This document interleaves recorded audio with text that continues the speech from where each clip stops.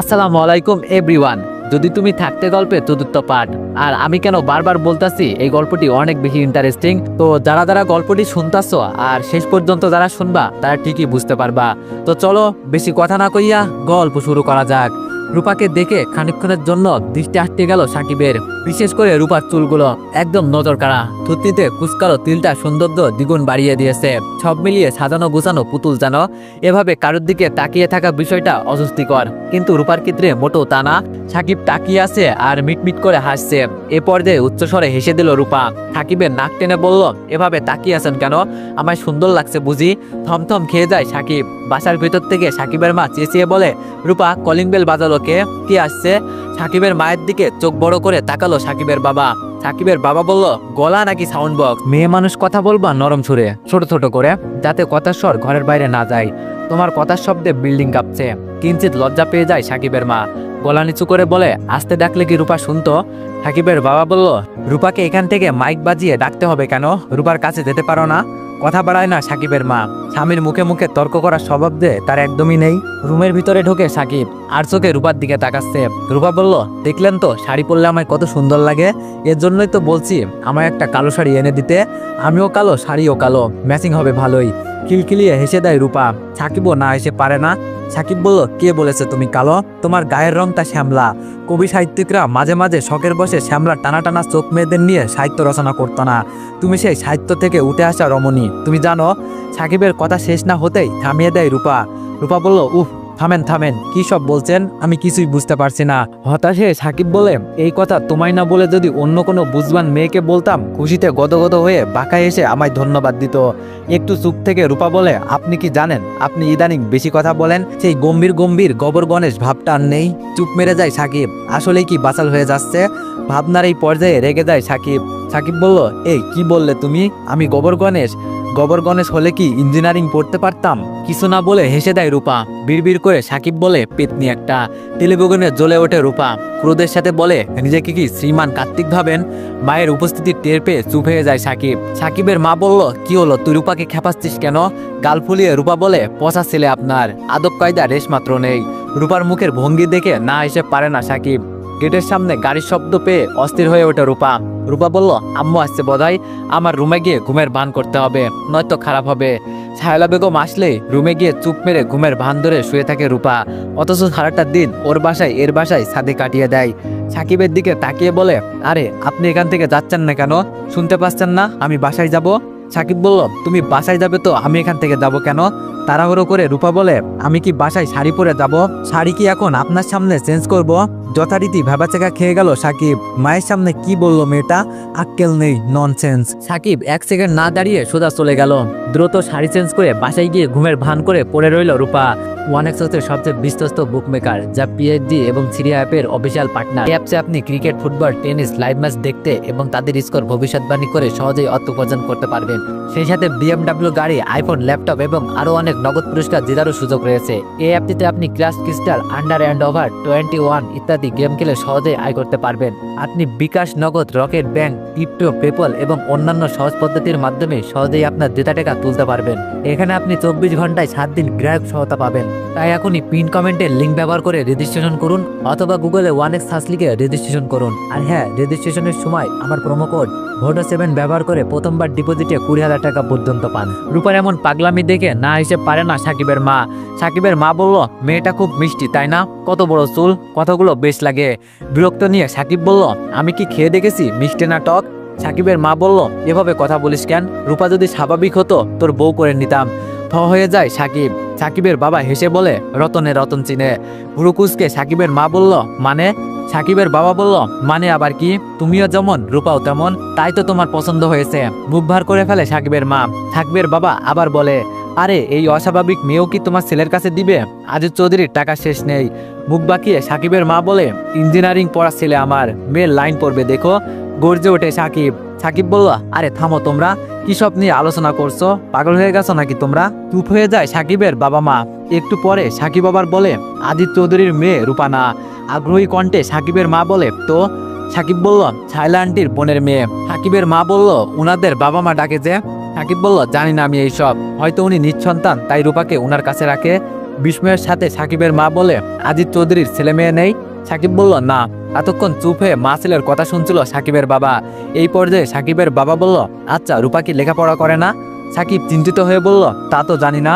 রাতে খাবার শেষ করে শুয়ে পড়ে সাকিব। সেই বিকালে রূপা বাসায় চলে যায়, আর দেখা হয়নি। চোখ বুজে রূপার পাগলামিগুলোর কথা ভেবে হাসছে সাকিব। মেয়েটাকে নিয়ে ভাবতে না চাইলেও কেন জানি ভাবাই খুব। কালকে রূপার বিষয়টা জানতে হবে, ওর প্রবলেম কি, ওর জীবন সম্পর্কে জানতে হবে। সময়ের সাথে সাথে রূপাকে নিয়ে জানার আগ্রহটাও বাড়ছে সাকিবের। বারবার চোখে ভেসে আসছে শাড়ি পরা পুতুল রূপাটাকে। রূপার ফ্যামিলি সম্পর্কে জানার আগ্রহটাও বাড়ছে। এইসব ভাবতে ভাবতে ঘুমিয়ে যায় সাকিব। সাকিবের বাবা মা আজ চলে যাবে, মনটা খারাপ লাগছে সাকিবের। সাকিব বলল, আর কয়টা দিন থাকা যায় না? সাকিবের মা বলল, আর কয়টা দিন কিভাবে থাকবো বল, ওদের বাসায় রেখে আসছি তোর দাদির কাছে।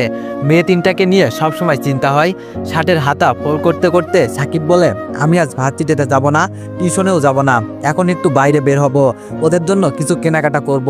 উদ্গ্রীব হয়ে সাকিবের মা বলে, না না, ওদের জন্য কিছু কেনার দরকার নেই, ওদের যা লাগে তা তো তোর বাবাই দেয়। সাকিব বলল, বাবার দেওয়া আর আমার দেওয়া এক হলো মা। বাসা থেকে বেরিয়ে পড়ে সাকিব। সাকিবকে দেখেই ডাক দেয় রূপা। রূপা বলল, আজকে ভার্সিটিতে যাবেন না? বইটই কিছুই নেন নিজে? সাকিব বলল, না না, আজ বাইরে বের হব, একটু কেনাকাটা করব। রূপা বলল, কার জন্য কেনাকাটা করবেন? সাকিব বলল, আমার বোনদের জন্য। রূপা বলল, আমায় নিবেন? আম্মু বাসায় নেই। বাসা থেকে বের হয় না অনেক দিন হলো। অনেকটুক ভাব প্রকাশ করলো সাকিব। জোর গলায় অনুরোধ করে রূপা বলল, আপনার সাথে গেলে কি হবে, প্রমিস, কিচ্ছু চাইবো না। রূপার অনুরোধ আর না করতে পারে না সাকিব। সাকিব হ্যাঁ বলার সাথে সাথেই 2 মিনিট ঝটপট রেডি হয়ে আসলো রূপা। সাকিব বলল, তোমার আম্মু কিছু বলবে না আমার সাথে গেলে? ঠোঁটে দুষ্টুমির হাসি টেনে রূপা বলে, আম্মু জানলে তো। রিক্সা ডাকলো সাকিব। রূপার রিক্সাওয়ালা পছন্দ হচ্ছে না, মহা বিপদে পড়লো সাকিব। সাকিব বলল, আচ্ছা তোমার কেমন রিক্সাওয়ালা চাই বলো তো? রূপা বলল, আপনার মতো নাদুস নুদুস। সাকিব বলল, ফাজলামি পেয়েছো? আমার মতো রিক্সাওয়ালা কোথায় পাবে তুমি? যাও, তুমি বাসায় যাও, তোমার যেতে হবে না। বাসায় যাওয়ার কথা শুনে চুপ হয়ে যায় রূপা। মনে মনে হাসছে সাকিব। পাগলামিটা বন্ধ হলো অন্তত। সংকীর্ণ রিক্সার সিট। রূপা সাকিবের গা ঘেঁষেই বসে আছে। বোধহয় ওর ভিতরে কোনো সংকোচ নেই। সাকিব যত জড়সড় হয়ে বসছে, রূপা তত সাকিবের দিকে আগাচ্ছে। আর একটু হলে রিক্সা থেকে পড়ে যাবে। সাকিব বলল, তুমি কি আমায় রিক্সা থেকে ফালানোর ফন্দি করছো? হেসে দেয় রূপা, মাথা থাকিয়ে বলে, রেগে যায় সাকিব। রূপা এবার ঠিক হয়ে বসে। সাকিব এবার সিরিয়াস হয়ে বলে, তোমার বাসায় কে কে আছে? তোমার বাবা কি করে? তোমার সম্পর্কে কিছু বলো। লেখাপড়া করনি কেন? মুহূর্তে হাস্যোজ্জ্বল মুখটা ফ্যাকাশে হয়ে যায় রূপার। সাকিব বলল, কি হলো, কিছু বলছো না কেন? রূপা বলল, জানি না, আমি কিছুই জানি না। এইসব নিয়ে আমায় কিছু বললে রিক্সা থেকে ঝাঁপ দিব। আর কথা বাড়ায় না সাকিব। উদাস ভঙ্গিতে গম্ভীর হয়ে বসে রইল রূপা। রিক্সার ঝাঁকুনিতে চুলের খোপা খুলে গেল। লম্বা চুল, রিক্সার চাকার সাথে পেছানোর আশঙ্কা রয়েছে। ওইদিকে খেয়াল নেই রূপার। চুলগুলো বাতাসে এলোমেলো হয়ে যাচ্ছে। সাকিব বলল, আচ্ছা ওইসব আর জিজ্ঞেস করবো না, চুল বাঁধো। রূপা বলল, না। সাকিব বলল, কি না? চুল বাঁধো, চুল পেঁচাবে নয়তো। জেদ ধরে বসে থাকে রূপা। রূপার চুলগুলো বারবার সাকিবের মুখের উপর পড়ছে। চুলের ঘ্রাণ এত সুন্দর কেন? রূপার চুলগুলো খোলা থাকলে মন্দ হয় না। একটু তাড়াহুড়ো করে কেনাকাটা শেষ করলো সাকিব। রূপা গম্ভীর হয়ে আছে, একটা কথাও বলছে না। সাকিবের কাছে কোনো কিছুই চাচ্ছে না। না, রূপাকে গম্ভীরতায় একদম মানায় না। রূপা মানেই যেন চঞ্চলতা, শূন্যতা অনুভব করছে সাকিব। সাকিব বলল, রূপা কেনাকাটা তো শেষ, এবার বলো তোমার কি চাই? রূপা শান্ত গলায় বলল, প্রমিস করেছি না কিছু লাগবে না। সাকিব বলল, তুমি প্রমিস করেছো তুমি কিছু চাইবে না, কিন্তু আমি তোমায় দিতে চাচ্ছি। রূপা বলল, কিছু লাগবে না, বাসায় চলুন। আজকে ওনারা আসবে নাকি? এসে আমার বাসায় না পেলে মারবে। সাকিব বলল, উনারা কারা? রূপা বলল, আব্বু আম্মু। সাকিব বলল, শায়লা আন্টি তো এত তাড়াতাড়ি বাসায় আসবে না। রূপা বলল, আমি আপনার শায়লা আন্টির কথা বলছি না। একটু ভেবে সাকিব বলল, ও তোমার আব্বু আম্মু। রূপা মুখে কিছু বলে না, মাথা থাকায় শুধু। টাকা যা এনেছে সব খরচ হয়ে গিয়েছে সাকিবের। রূপার জন্য একটা কালো শাড়ি কিনলে কেমন হয় ব্যাপারটা? রূপা অবাক হওয়ার মুখটা কেন যেন দেখতে ইচ্ছা করছে না সাকিবের। টাকা তো শেষ, রিক্সা ভাড়া আছে শুধু, শাড়ি কিনবে কিভাবে? একটু সামনে সাকিবের এক পরিচিত দোকান আছে, উনার কাছ থেকে বাকি নিলেই তো হয়। টিউশনির টাকা হাতে পেলে শোধ করে দিবে। সাকিব বলল, রূপা এখানে 10 মিনিট ওয়েট করো, আমি না আসা পর্যন্ত কোথাও যাবে না কিন্তু। রূপা বলল, আচ্ছা। সাকিব দোকানে গিয়ে কালো একটা শাড়ি কিনলো। শাড়িটা দেখে রূপার অনুভূতি কেমন হবে? খুশিতে ওর মুখটা চিকচিক করবে, এইসব ভেবে মুচকে আসছে সাকিব। 10 মিনিটের জায়গায় 15 মিনিট হয়ে গিয়েছে। রূপা যেখানে আছে সেখানে যেতে আরো 5 মিনিট লাগবে। রূপাকে ওখানে পাবে তো গিয়ে? আশঙ্কা কাজ করছে সাকিবের মনে। আশেপাশে তাকালো সাকিব, রূপা ওখানে নেই। রূপা কি বাসায় চলে গিয়েছে নাকি হারিয়ে গিয়েছে? ওর তো এখানে সবকিছু চেনার কথা। প্রায় 2 ঘন্টার মতো খুঁজলো রূপাকে, সন্ধান মেলেনি। রূপার আব্বাম্মু আসার কথা, সেই জন্য কি রূপা বাসায় চলে গিয়েছে? সাকিব রিক্সা ডেকে দ্রুত বাসার উদ্দেশ্যে রওনা দিল।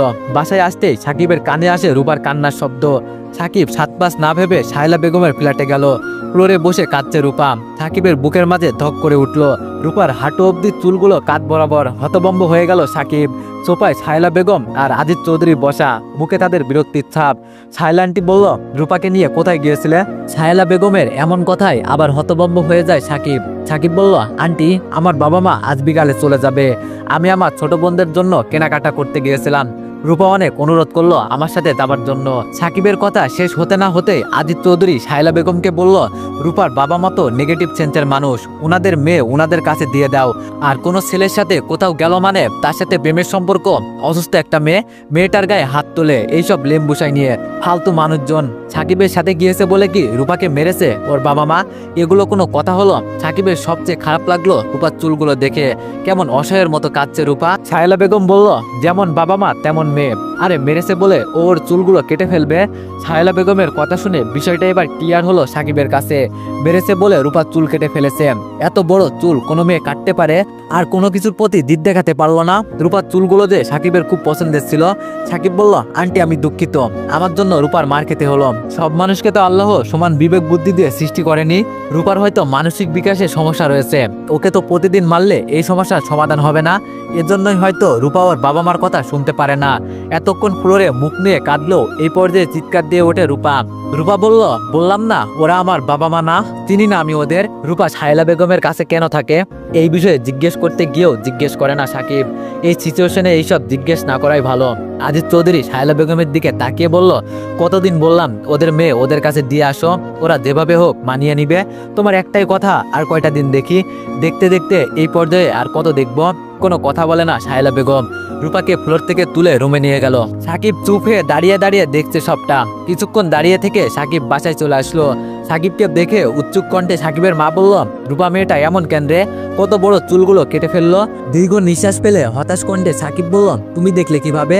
সাকিবের মা বলল, ওর কান্নার শব্দ শুনে গিয়ে দেখি দরজা বন্ধ, জানালা দিয়ে উকি মেরে দেখলাম। সাকিব বলল, ওর বাবা মাকে দেখছো? সাকিবের মা বলল, না, ওনারা অন্য রুমে ছিল, গলার স্বর শুনেছি কিন্তু দেখিনি। সাকিব বলল, শায়লা আন্টি বাসায় ছিল না ওকে যখন মেরেছে? সাকিবের মা বলল, না, উনি তো একটু আগে আসলো। সাকিব বলল, ওর বাবা মা এত তাড়াতাড়ি চলে গেল কেন? সাকিবের মা বলল, জানি না। শপিং ব্যাগগুলো মায়ের হাতে ধরিয়ে দিল সাকিব। শুধু রূপার জন্য যে শাড়িটা কিনেছে ওইটা সাকিবের হাতে ছিল। সাকিবের মা বলল, ওটার ভিতরে কি? সাকিব বলল, আমার শার্ট। মায়ের কাছে মিথ্যা বলে ব্যাগটা নিয়ে দ্রুত রুমে চলে গেল। ব্যাগটা ডয়ারের ভিতরে রেখে খাটে শুয়ে পড়লাম। রূপার চুলগুলো কেন কাটলো? অসহায়ের মতো কাঁদছিল মেয়েটা ফ্লোরে বসে। বুকের ভিতরে চিনচিন ব্যথা অনুভব করছে সাকিব। রূপার মা বাবাকে কাছে পেলে কড়া কয়েকটা কথা শুনিয়ে দিত। অমানুষ, এত বড় মেয়ের গায়ে হাত তুলে কোনো কিছু ভালো হবে না জেনে নিজেকে দোষী মনে হচ্ছে সাকিবের। রূপাকে কি ওর বাবা মার কাছে পাঠিয়ে দিবে? শাড়িটা কি রূপাকে দেওয়া হবে না? রূপার আনন্দিত মুখটা কি দেখা হবে না? রূপার পাগলামি, রূপার হাসি ভাবতে পারছে না সাকিবার। অনেকক্ষণ হয়ে গেল রূপা না আসলো ছাদে, না সাকিবের বাসায়। সাকিবের বাবা মা ব্যাগ গোছাচ্ছে, মা বাবা চলে যাবে, রূপারও কোনো খোঁজ নেই। সব মিলিয়ে শূন্যতা নাড়া দিচ্ছে সাকিবের মনে। আফসোস করে সাকিবের মা বলে, মেয়েটাকে ওভাবে মেরেছে কেন বলতো? মেয়েটা অন্যের বাসায় রাখে আবার মারে, খুব মায়া লাগছে ওর জন্য। সারাক্ষণ ও আমার কাছে থাকতো, অথচ এখন চলে যাব। সাকিব বলল, থাক মা, বাদ দাও ওইসব। বাসা থেকে বের হওয়ার পর গেটের সামনে দাঁড়িয়ে সাকিবের বাবা বলল, রূপা মেয়েটা বড়ই অবুঝ, খামখেয়ালের বসে অনেক কিছু করে, মায়ায় জড়াস না বাপ। কথাগুলো বুকে বিঁধে সাকিবের।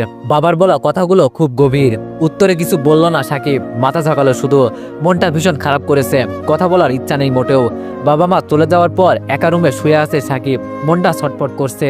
রূপা কি সব খামখেয়ালির বসে করেছে? কেন এমন করেছে? সত্যি উপলব্ধি করতে অনেক দেরি হয়ে গিয়েছে সাকিবের। নিজের অনিচ্ছাকৃত সত্ত্বেও মায়ায় জড়িয়ে গিয়েছে বোধহয়। এটাই সত্যি? রূপাকে কি ওর বাবা মায়ের কাছে পাঠিয়ে দিয়েছে? সাকিব খাট থেকে নেমে আস্তে আস্তে রূপার রুমের কাছে যায়। জানালার কপাটগুলো চাপানো, জানালার কপাটগুলো আস্তে আস্তে ফাঁক করে রুমের দিকে উকি দেয় সাকিব। শরীর কাঁপছে সাকিবের। এভাবে উকিঝুঁকি দেওয়ার অভ্যাস কোনো জন্মেই ছিল না। একে তো আজ রূপা ওর জন্য মার খেলো, কেউ যদি আবার এখন দেখে তাহলে খারাপ হবে। এত রিক্সের মাঝেও কৌতূহলী মনকে দমাতে পারছে না সাকিব। জানালার পর্দা সরালে রুমের ভিতরে রূপা আছে কিনা দেখা যাবে। সাকিব তাই করল। খাটের উপর বালিশে হেলান দিয়ে আচ্ছা অবস্থায় আছে রূপা। রূপার চুলের দিকে তাকালেই সাকিবের মন খারাপ হয়। রূপার মুখ জুড়ে বিষণ্ণতা, চুলগুলো উস্কো খুস্কো, চোখ ফুলে রয়েছে। মায়া হচ্ছে বড্ড সাকিবের। একা একা বসে বসে ফুপছে রূপা। রূপার হাতে ব্লেডের কাটা দাগের অভাব নেই। কি বাজে অভ্যাস মেয়েটার, কিছু হলেই হাত পা কাটে, ইভেন চুলগুলো কেটে ফেললো। কবে যে নিজের গলা কেটে ফেলে কে জানে। এটা ওর কাছে অসম্ভব কিছুই না। সাকিব চাপা কণ্ঠে ডাক দিল, রূপা। ফ্যানে বসেছে বুঝি রূপা, ডাকছে সেদিকেও খেয়াল নেই। সাকিব আগের বারের তুলনায় একটু জোরে বলে, রূপা। কোনো দিকে খেয়াল নেই তার। হলোটা কি? এই মেয়েকে জাদুঘরে রেখে আসলেও মন্দ হয় না। সাকিব পায়ের কাছে পড়ে থাকা একটা কাগজের টুকরো কুড়িয়ে ছুঁড়ে মারল রূপার দিকে। কাগজের টুকরোটা রূপার মাথার উপর পড়লো। এবার রূপা আশেপাশে তাকালো। এক পর্যায়ে জানালার কাছে সাকিবকে দেখে বিছানা ছেড়ে উঠে দাঁড়ালো। মুচকে হেসে দিল সাকিব। রূপা দৌড়ে রুম থেকে বের হয়ে সাকিবের কাছে গেল। আচমকা জড়িয়ে ধরল সাকিবকে। কান্না ভেজা কণ্ঠে বলল, ওনারা কত মেরেছে আমায়, আপনার জন্য ওয়েট করতেছিলাম। কেঁদে ফেলে রূপা। এই মেয়েটা হয়তো বেখালি মনে সাকিবকে জড়িয়ে ধরেছে, কিন্তু সাকিবের পুরো শরীর জুড়ে শীতল রক্ত প্রবাহিত হচ্ছে। অন্যরকম অনুভূতি হচ্ছে। এর আগেও তো রূপা একদিন জড়িয়ে ধরেছিল সাকিবকে, তখন তো এমন অনুভূতি হয়নি। রূপা এত শক্ত করে জড়িয়ে রেখেছে, ছাড়ানোর জন্যই। ফুপিয়ে ফুপিয়ে কেঁদেই চলেছে। মনের মাঝে শান্তি অনুভব করছে সাকিব। কাঙ্ক্ষিত অনুভব হচ্ছে। থাক না রূপা এভাবে জড়িয়ে ধরে, কি হবে এমন? আবেগ দোলানো কণ্ঠে সাকিব বলল, কেঁদো না পাগলি। সরি, আমার জন্য মার খেতে হলো, মাফ করে দাও আমায়। সাকিবের বুক থেকে মুখ তুলে রূপা বলল, আপনার কি দোষ? আমি তো আপনার সাথে যেতে চেয়েছি, কি এমন হয়েছে তাতে আমায় মারতে হবে? রূপার চোখে পানি সযত্নে মুছিয়ে দিল সাকিব। সাকিব বলল, মা বাবা সন্তানকে মারতেই পারে, তুমি চুলগুলো কাটলে কেন? তোমার চুলগুলো কত সুন্দর ছিল সে তুমি জানো? গাল ফুলিয়ে রূপা বলল, কই একদিনও তো বলেননি আমার চুল সুন্দর। হেসে দেয় সাকিব। মানুষ আসতে পারে, এভাবে দেখলে কেলেঙ্কারি হয়ে যাবে। নিজেকে ছাড়ানোর চেষ্টা করে সাকিব। আর শক্ত করে জড়িয়ে ধরল রূপা। রূপা বলল, আপনার বুকে অনেক শান্তি, ছাড়বো না। রূপার বলা কথাগুলো তীরের মতো আঘাত করে সাকিবের বুকে। প্রেমের তীর জানো। সাকিব বলল, তোমার জন্য কালো শাড়ি এনেছি। বিস্ময়ের মুখ হা করে ফেলে রূপা। সাকিব বলল, এভাবে মুখ হা করো না, ডেঙ্গু মশা ঢুকে যাবে। সাকিবকে ছেড়ে উচ্চস্বরে হেসে ওঠে রূপা। খুশিতে আটকানা হয়ে গিয়েছে। রূপার এই আনন্দিত মুখটাই তো দেখতে চেয়েছিল সাকিব। উৎকণ্ঠিত হয়ে রূপা বলল, কোথায় শাড়ি, কখন কিনলেন? সাকিব বলল, তোমার ওইখানে ওয়েট করতে বলে শাড়ি কিনতে গিয়েছিলাম। রূপার যেন তর্স হয়েছে না। রূপা বলল, দেন শাড়ি দেন তাড়াতাড়ি। সাকিব বলল, শাড়ি তো রুমে, তুমি দাঁড়াও আমি নিয়ে আসছি। রূপাও সাকিবের পিছনে পিছনে রুমে গেল। শাড়ি পেয়ে রূপার খুশি আর দেখে কে। হঠাৎ মুখটা ফ্যাকাশে হয়ে যায় রূপার। সাকিব বলল, কি হয়েছে, মুখটা হুতুম পেঁচার মতো হয়ে গেল কেন? রূপা বলল, আঙ্কেল আন্টি চলে গিয়েছে। সাকিব বলল, তোমার বাসায় তো তখন হরতাল চলে, তাই বলে যেতে পারিনি। আম্মু তোমার চুলগুলোর জন্য রাগ করেছে খুব। মাথা নিচু করে ফেলে রূপা। রূপা বলল, আমি কি ইচ্ছা করে চুল কেটেছি? রাগ হলে তো সব ভুলে যাই। সাকিব রূপার একটু কাছে গিয়ে বলল, শাড়ি পছন্দ হয়েছে তো রাগিনী? রূপা বলল, খুব। সাকিব বলল, আর কখনো চুল কাটবে না, হাত পা কাটবে না। ঘাড় বাঁকিয়ে রূপা বলল, আচ্ছা। একটু পরে রূপা আবার বলল, শাড়ি পরিয়ে দিবেন? শাড়ি পরতে পারি না তো আমি। রূপার কথা শুনে জিব্বায় কামড় দেয় সাকিব। কি ব্রেকলেস কথা বলে। সাকিব রূপাকে বুঝিয়ে সুজিয়ে বলল, না না, আমিও পারি না। তুমি এখন বাসায় চলে যাও, আমার রুমে তোমায় কেউ দেখলে বাজে ভাববে। রূপা বলল, আপনি শাড়ি এনে দিয়েছেন, আপনাই পরে দেখাবো না? সাকিব বলল, এখন পরে দেখাতে হবে না, তুমি শাইলা আন্টির কাছ থেকে শিখে নিও। আর রাতে সবাই ঘুমানোর পর শাড়ি পরে ছাদে এসো, সেই দিনের মতো গল্প করব। বিস্ময়ের সুরে রূপা বলল, সত্যি? সাকিব বলল, হ্যাঁ। খানিকক্ষণ কি জানো ভেবে রূপা বললাম, আন্টির কাছে শাড়ি পরা শিখবো? আন্টি যদি জিজ্ঞেস করে শাড়ি কোথায় পেয়েছি, আমার পা ভেঙে রুমে বসিয়ে রাখবে। চোখ কপালে উঠে গেল সাকিবের। সাকিব বলল, তাই তো, মাথায় ছিল না একদম। তুমি যেভাবে পারো পিছিয়ে পড়ো, ভুলো শাইলা আন্টির কাছে জানো যেও না, শাড়ির কথা জানো না জানে। সন্ধ্যাবেলায় ক্লান্ত শরীর নিয়ে বিছানায় গায়ে লিয়ে দিল আজিজ চৌধুরী। হাতে শরবতের গ্লাস নিয়ে রুমে ঢুকলো শাইলা বেগম। বেলের শরবত আজিজ চৌধুরীর পছন্দের। আরামরা হয়ে উঠে বসলো আজিজ চৌধুরী। শরবত খেয়ে গ্লাসটা বেড সাইডে রাখলো। আদিত্য চৌধুরী বলল, আজকে রূপার বাবা মা কি কাণ্ডটাই না করলো। রূপার যে মেন্টালি অবস্থা, ও প্রেম ভালোবাসার কি বুঝে বলো? ও যা করে খামখেয়ালির বসে করে। রূপার বাবা মাকে নিয়ে আদিত্য চৌধুরীর কাছে বড় গলা করার উপায় নেই শায়লা বেগমের। ঠান্ডা গলায় শায়লা বেগম বলল, সবার জ্ঞান তো এক না, আমরা নিঃসন্তান, তাই রূপার প্রতি আমাদের ভালোবাসাটা বেশি। আমরা অন্যায়টাকেও পজিটিভ সেন্সে দেখি, কারণ সন্তানের মোহে আমরা অন্ধ। তাচ্ছিল্যের হাসি হাসি আদিত্য চৌধুরী বলল, তোমার লজিক্যাল কথাবার্তা শুনে হেসে পারি না। আর একটা কথা কি জানো? কৌতূহলের চোখে আদিত্য চৌধুরীর দিকে তাকিয়ে শায়লা বেগম বলল, কি? আদিত্য চৌধুরী বলল, পর কখনো আপন হয় না।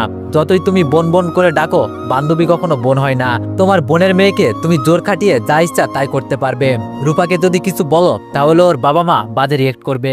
মুখ ফ্যাকাশে হয়ে যায় শায়লা বেগমের। শায়লা বেগম বলল, বাদ দাও এসব। আদিত্য চৌধুরী বলল, ওটা ওদের ধর্মের দোষ। চোখ লাল করে আদিত্য চৌধুরীর দিকে তাকায় শায়লা বেগম। শায়লা বেগম বলল, ফালতু কথা না বললে হয় না তোমার? আবার হেসে দেয় আদিত্য চৌধুরী বলল, নিজের সুবিধার জন্য রূপাকে তোমার কাছে রেখেছে। রূপা সুস্থ হলে তোমার আর খোঁজ নিবে না। এই যে দেখো, ভাইদের আমি কত কষ্ট করে লেখাপড়া শিখালাম, চাকরি পেয়ে এক একজন আমার প্রতি বিমুখ। একবার লসে পড়েছিল, আত্মীয় স্বজনের ভাবটা দেখছো তখন? পৃথিবীটা বড়ই স্বার্থপর শায়লা। আদিত্য চৌধুরীর কথাগুলো তিক্ত মনে হচ্ছে শায়লা বেগমের কাছে। কথা না বাড়িয়ে শুয়ে পড়ল। বিছানায় শুয়ে চোখ বুজে আছে সাকিব। পড়ায় মন বসছে না। কখন রূপা ছাদে আসবে, মন সেই দিকে। এমন ছটফট ভাব কখনো হয়নি সাকিবের। আজ হচ্ছে। হঠাৎ চিন্তাগ্রস্ত হয়ে পড়ে সাকিব। রূপার সম্পর্কে কিছুই জানে না। ও কি লেখাপড়া করে? ওর অতীত, ওর ফ্যামিলি। এভাবে হুট করে মায়ায় জড়িয়ে গেল। মায়া তো আর বলে আসে না। জেনে দাঁড়ানো টাইম কোথায়? হঠাৎ টোকা পড়লো সাকিবের দরজায়। রূপা এসেছে। দরজা খুলে দেয় সাকিব। সামনে একটা পুতুল দাঁড়িয়ে আছে। অবাক হয়ে গেল সাকিব। লম্বা চুলে রূপাকে যেমন সুন্দর লাগতো, ছোট চুলেও তেমন সুন্দর লাগছে। শাড়িটা কোনো রকম পেঁচিয়ে পড়া। গুছিয়ে পড়লে হয়তো এত সুন্দর লাগতো না। পছন্দের মানুষ সব অবস্থাতেই সুন্দর, তাই বোধহয় এমন হচ্ছে। বিস্ময় কাটিয়ে সাকিব বললাম, ছাদে যাবা না? মুচকি হেসে রূপা বললাম, যাবো তো। দুইজন পা বাড়ায় ছাদের দিকে। রূপা সাকিবের হাত ধরে হাঁটছে। রূপা বলল, আপনার আমার খুব ভালো লাগে। রূপার কথায় কি উত্তর দেবে সাকিব জানে না। একটু চুপ থেকে সাকিব বলল, শায়লা আন্টি ঘুমিয়েছে তো? রূপা বলল, হ্যাঁ ঘুমিয়েছে তো। আপনি শায়লা আন্টিকে এত ভয় পান কেন বলেন তো? তো এভরিওয়ান, নেক্সট পার্টের জন্য সবাই একটু বেশি বেশি কমেন্ট আর একটু বেশি বেশি লাইক করে দিয়েন। ধন্যবাদ।